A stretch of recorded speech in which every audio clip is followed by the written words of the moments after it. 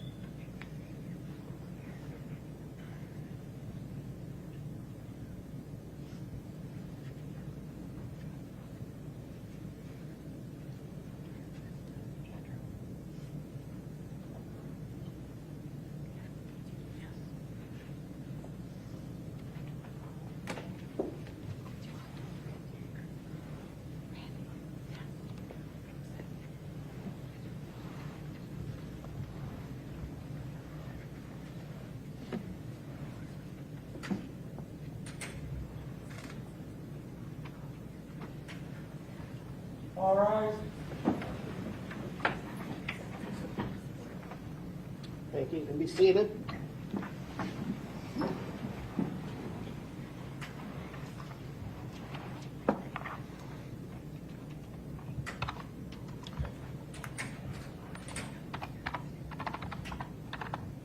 And could we hold just a second, please? Hold it. So, folks, we're going to get started. I know emotions are running very high on this case. If you feel like you need to step out of the courtroom, please do. I'll expect everybody to conduct themselves in an orderly fashion, despite some of the allegations you're about to hear. If you feel that it's too much for you to hear, please step outside. Also, audio and visual are not allowed here via a Supreme Court order. We have one camera that's a pool camera, so that's all that we're doing here today. So please refrain from recording or videotaping this. So with that, if we could proceed.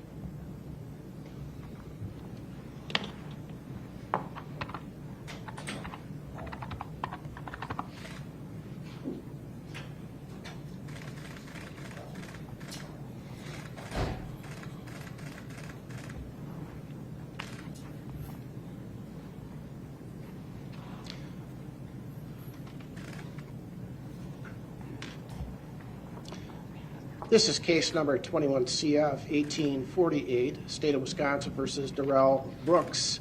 Matters tabbed to Judge Lau. Appearance by the state, please. Good afternoon, Commissioner Sue Opper and Leslie Basie, appearing for the State of Wisconsin. Thank you. And for Mr. Brooks. Darrell Brooks appears in person in custody with attorneys Anna Keyes and Jeremy Perry. Good afternoon. Good afternoon to you. And we are here on a criminal complaint that's now been filed. Mr. Perry, will Mr. Brooks acknowledge that he has received a copy of that complaint, and will he waive its reading in open court here today? We have received copies of the criminal complaint. We waive formal reading. Thank you. It may at some point be relevant, but the address on the complaint is accurate. That's right. Thank you. And Mr. Brooks, I have reviewed a copy of this criminal complaint. I will find it does state probable cause as to each of the 5 charges before you. You're charged in count 1 with first-degree intentional homicide.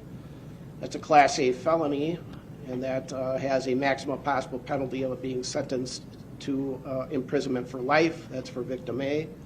Count 2, first-degree intentional homicide regarding victim B, is a Class A felony. Again, the maximum possible sentence is a sentence to imprisonment for life.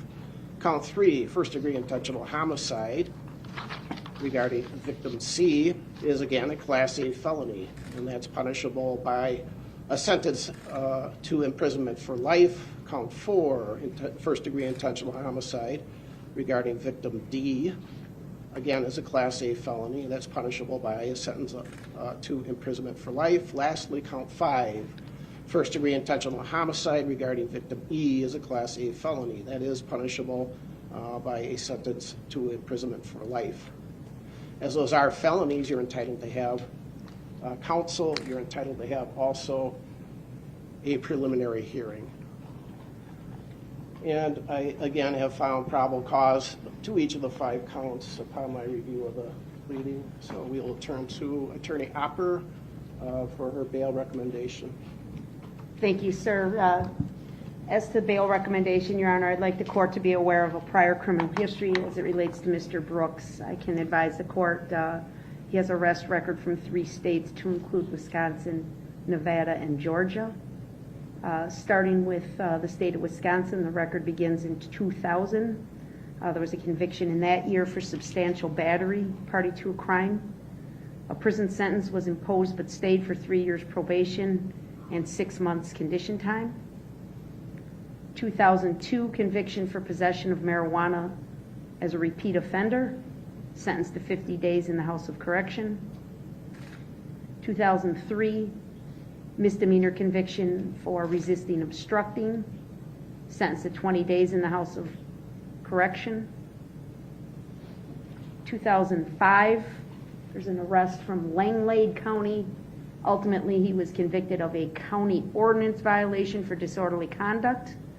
What's remarkable about that is that he failed to pay the fine, so he was ordered to serve 30 days in jail on the non-payment. 2009 Manitowoc County conviction for obstructing an officer, sentenced to 2 days jail time served. 2010 conviction from Wood County, Wisconsin. He was convicted of the offense of strangulation/suffocation with other charges of battery and criminal damage to property dismissed and read in. The court ordered a withheld sentence for 3 years probation. That probation was revoked, and on August 1 of 2011, he was sentenced to 11 months jail.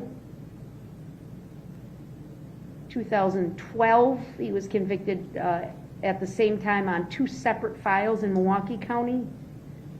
First file was a charge for possession of marijuana as a repeat offender, sentenced to 180 days in the House of Correction. The second file, he was convicted of misdemeanor bail jumping and misdemeanor possession of THC, also sentenced to 180 days in the House of Correction, concurrent to the other case and concurrent to each other. In May of 2012, there was a conviction for resisting obstructing. He was sentenced to 37 days jail consecutive to the earlier sentence imposed in April of that year. He's currently pending on 2 charges in Milwaukee County. 2020 CF 2550, he's charged with 2 counts, second-degree recklessly endangering safety while armed, and 1 count of felon in possession of a firearm. The date of that offense, all 3 offenses, is July 24 of 2020. It's believed he was arrested shortly after that incident and remained in custody in the Milwaukee County Jail until released on bail there for reasons of a speedy trial violation on March 3 of 2021. Bail at that time was lowered from $7,500 cash bail to $500 cash bail. In that case, Your Honor, it is alleged that he got into a fight with his nephew. The defendant fired 1 round from a handgun toward the vehicle that his nephew was in. The vehicle was occupied by another person, and that accounts for the 2 charges of reckless endangering safety. The next day, he was taken into custody, and the residence where he was located, he was found to have a loaded 9mm handgun just a few feet away from him. The handgun was previously reported stolen. Again, he was a convicted felon on that date, so that accounts for the 3rd charge. He's also currently pending in Milwaukee County case number 21 CF 4596. That has a date of offense of November 2, 2021. He's charged there with resisting obstructing, felony bail jumping, second-degree reckless endangering safety in a domestic violence situation, domestic DC, and domestic battery. The allegations in that case, Your Honor, are that he struck the mother of his child in the face with a closed fist. Then, as she was walking away from him, he intentionally ran her over with his vehicle. The vehicle in that matter described as what's believed to be the same maroon 2010 Ford Escape used in the allegations in this case. Police went to his home and found him getting out of that Ford Escape. The defendant ignored their commands to stop, and he tried to run into the house before he was apprehended. There's a long history of flight, obstructing, bail jumping type behavior, Your Honor. It's remarkable that these are violations all around the state of Wisconsin, not just his home county of Milwaukee, but we had convictions from Wood County, Manitowoc, and Langlade in northern Wisconsin. I'd like the court to be aware of a record from the state of Nevada. We'll go to Nevada first. That happened, the first conviction was from December 11th of 2006. He was found guilty at trial of a misdemeanor count for obstructing an officer, was sentenced to jail in Nevada. Also on that same day of December 11, 2006, he pled guilty to a domestic battery as a misdemeanor, and the court there ordered a suspended sentence. On March 16th of 2007, he pled guilty to statutory sexual seduction a felony. The court ordered a suspended sentence for 36 months probation. He was also ordered to register on the Nevada Sex Offender Registry. He is currently noted to be non-compliant with that registration requirement. On June 23rd of 2016, he was charged with a sex offender registry violation, first offense. He failed to appear in court, and a warrant remains active for his arrest. So he currently has an outstanding warrant for his arrest in the state of Nevada. In Georgia, Your Honor, the record reflects a May 27, 2021 arrest for misdemeanor battery with a designation of family violence. While it is not clear if he was convicted, he did recently remark to a court official in this county that he had served a 6-month jail sentence in Georgia. So we have not been able to verify if that was a conviction, but certainly there was a confinement in conjunction with that arrest. He has no contact with the criminal justice system in Waukesha County or the district attorney's office. He does have a outstanding paternity case that's been pending since 2003, in which he was adjudicated as the father of a juvenile. And there's been returned court appearances over the years based on failure to pay child support. The court should know that a warrant or capias was issued for Mr. Brooks in this paternity case on at least 8 occasions. He has been sentenced to jail on several prior occasions for failing to pay that child support. And on one occasion, he had his Huber privileges revoked related to one of those jail sentences. That was back in 2009. Most recently, there was a warrant issued for his arrest in that non-support civil case on August 2 of 2021. Judge Maxwell signed an order for him to serve a 120-day jail sentence. Mr. Brooks did make a court appearance in that matter on November 16th of 2021, so just last week, 1 week ago. And he was released at that time because, again, he had explained to the court, provided an explanation that the reason he had not made his child support payments is because he was serving that jail sentence in Georgia. So the court released him that day and ordered him back for a court appearance in the paternity case for December. So Judge, just based on his prior record, we obviously have very significant concerns about Mr. Brooks' flight history and willingness to obey the orders of the court. But we have to factor in, obviously, the allegations in this case as well. And obviously, I don't need to state Mr. Brooks is facing 5 consecutive life sentences if he's convicted on all counts in this complaint.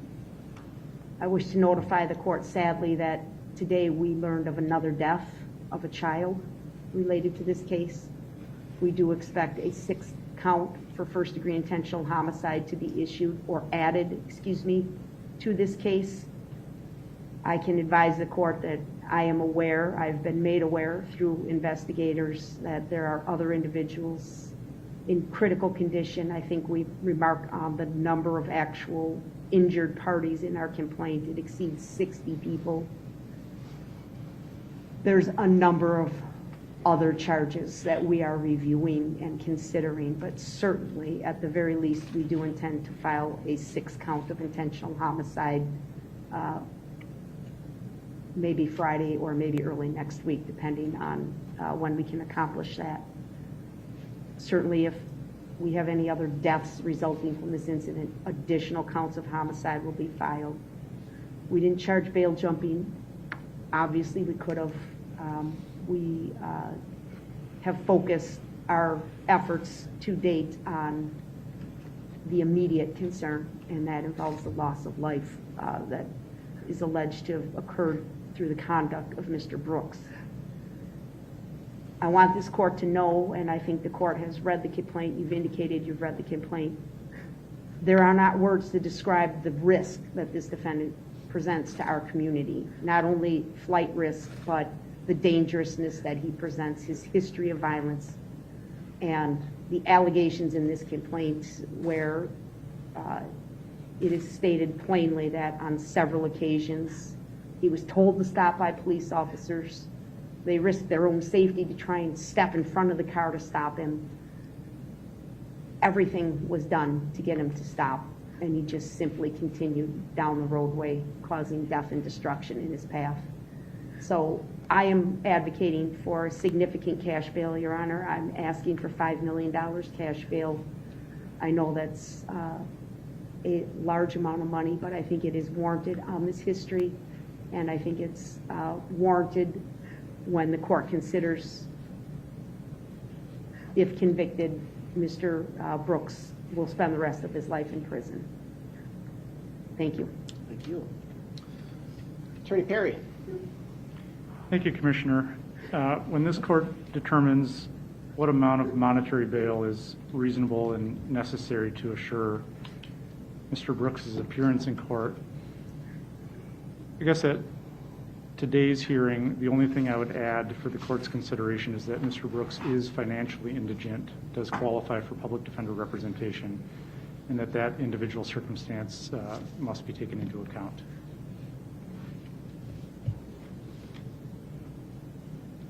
Does that conclude your argument? It does. Thank you, sir. So, first of all, let's get to conditions of bail. The monetary portion is called bail. There are conditions, though, in bail. And first, I am going to order, sir, level 4 monitoring through WCS if you do post bail.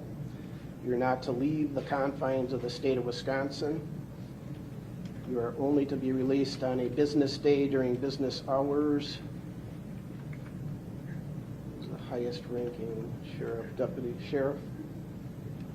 I would like your opinion. I would like the sheriff's department to notify WCS if he bails out, that he's to immediately go over to WCS. So would it be asking too much if I had somebody from the sheriff's department contact during regular business hours WCS to let them know that he's being released? Then I'm ordering then that the sheriff's department contact immediately upon Mr. Brooks walking out the door, if that should happen, that he's on his way to WCS, which is literally a block away. If that does not happen, I want to make sure that people are aware that he did not get on the GPS monitoring device, which I am ordering. I'm ordering him to pay for that as well. Again, he's only to be released on a business day during business hours with the sheriff's department agreeing to contact WCS.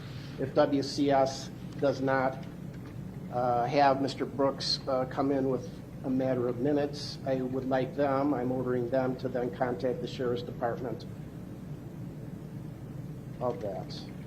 I am ordering, sir, that you not operate a motor vehicle. You may not possess any dangerous weapons or firearms.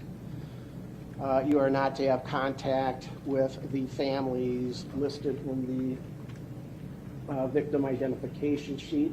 You are to only disseminate that information to your lawyers.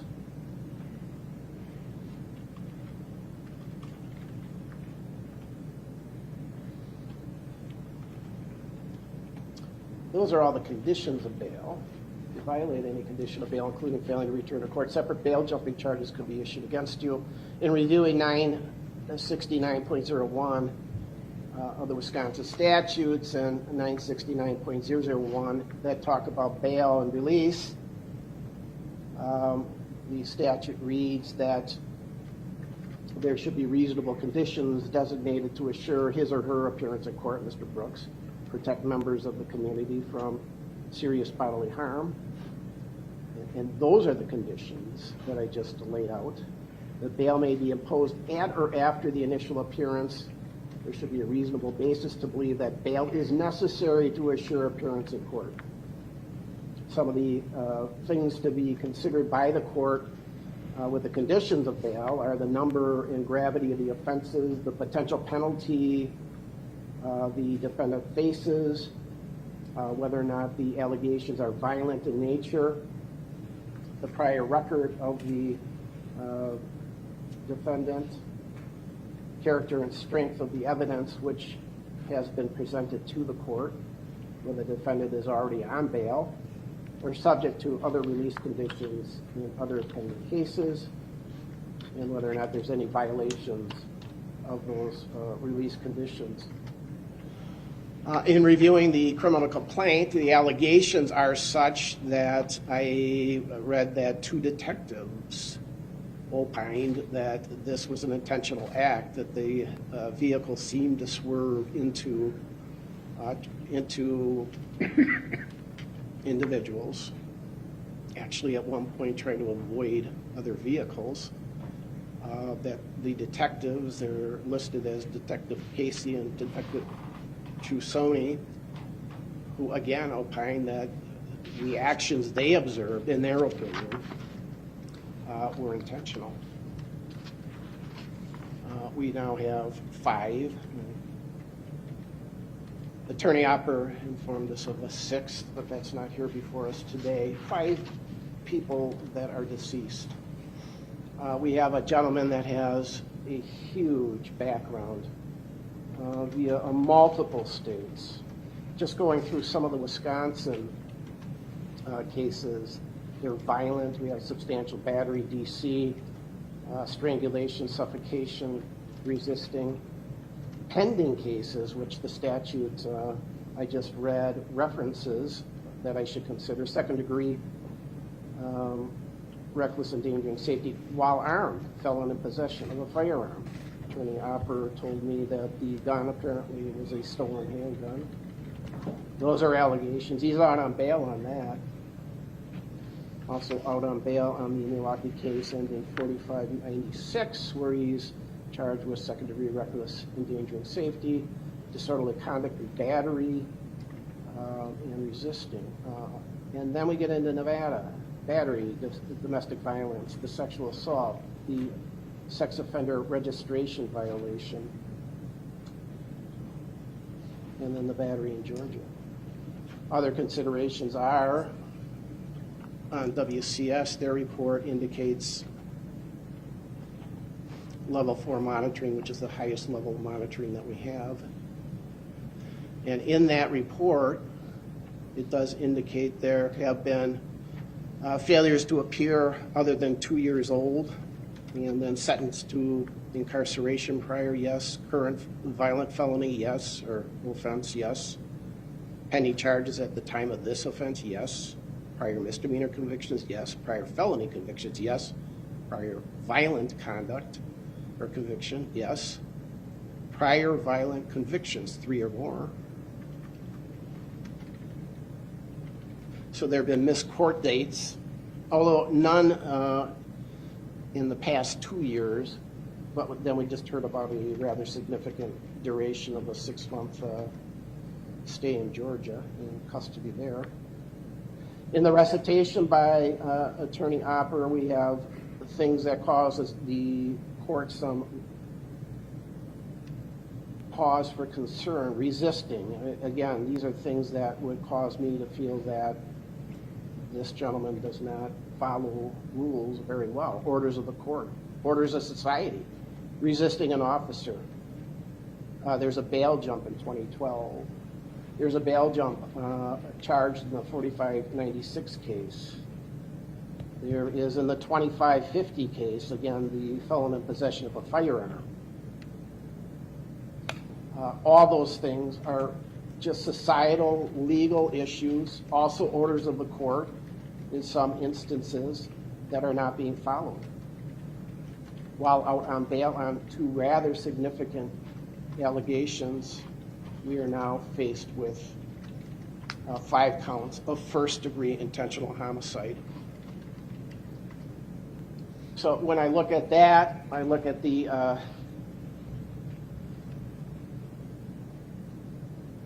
gravity of the offenses, the maximum possible penalties as the statute allows for, likelihood of incarceration, which if you're found guilty of 1 or more of these, even 1 would put you in prison for the rest of your life. I believe you are a flight risk. There's failure to follow court orders. This allegation, although the motive is not known, I'm not entitled to know what that is, but it looks like there was either panic or whatever, or an intentional act for whatever reason. You don't do well under pressure. The Milwaukee County case talks about, as Attorney Opper indicated, you using a vehicle to run over another person with your vehicle. So you don't respond well to what is common sense within our community, our society. So based on that, you're out on bail. Those smallish bails that you were out on didn't do very well. Before I forget, there is Marcy's Law. I understand that although there are, the statute and the Constitution now defines deceased victims to allow for family members to speak. So Attorney Opper, I was told that nobody wishes to speak. We have a number of people from the families. And is that still your understanding? I'll just confirm that, Your Honor. Yes, I'm getting confirmation. Nobody wishes to speak to the court at this time, but thank you for your I have one on your inquiry. right. So, ma'am, I'm sorry. I would ask that the victim witness individual from the DA's office see who this is without divulging who it is and what relation to what victim she is.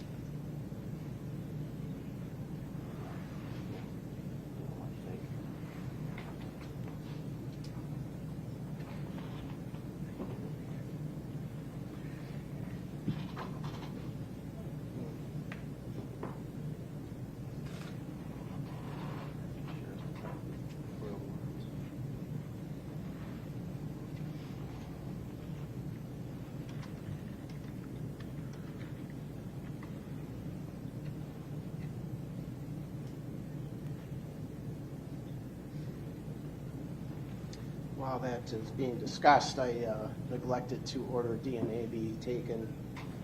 The sample of your DNA, sir, has not been taken. I am ordering that now. It may be expunged if you meet the criterion under the Wisconsin statute.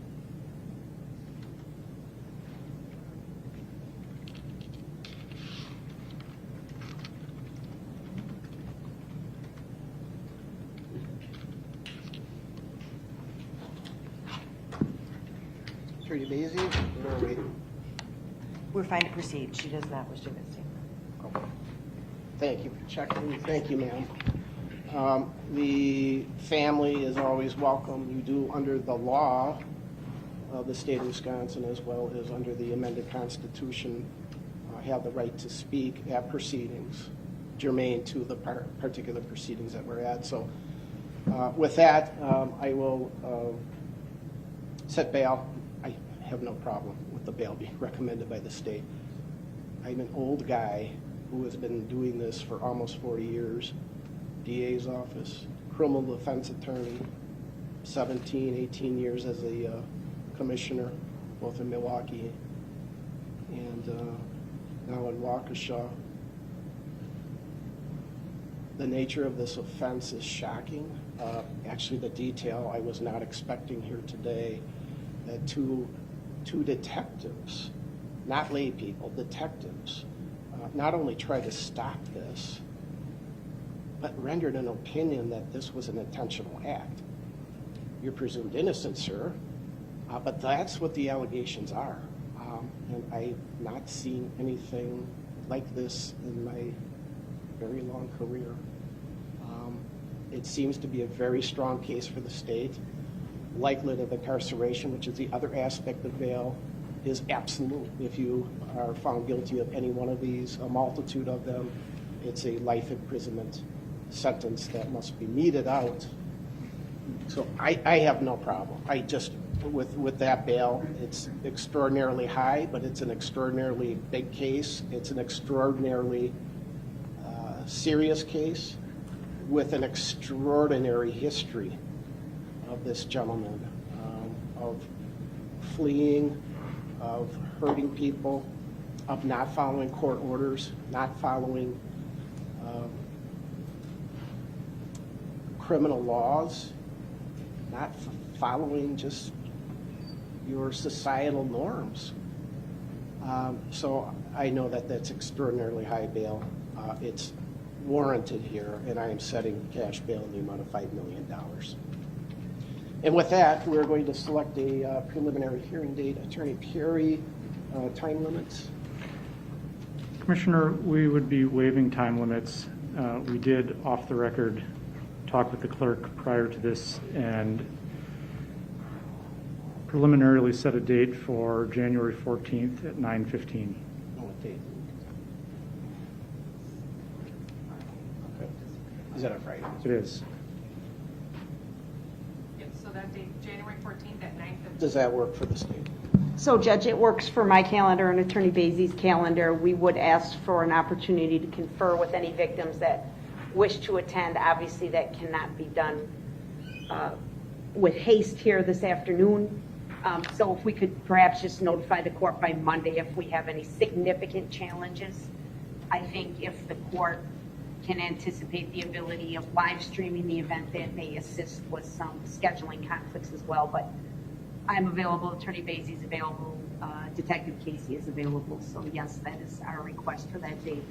Okay, why don't we take that date, and then we can work out the details as far as live stream or otherwise. We'll talk to Madam Clerk, Monica Paz, and see what we could do. So with that, anything else, Attorney Hopper? No, sir, thank And you. Attorney Perry, anything further? No, nothing else. All right, very good. We can be adjourned.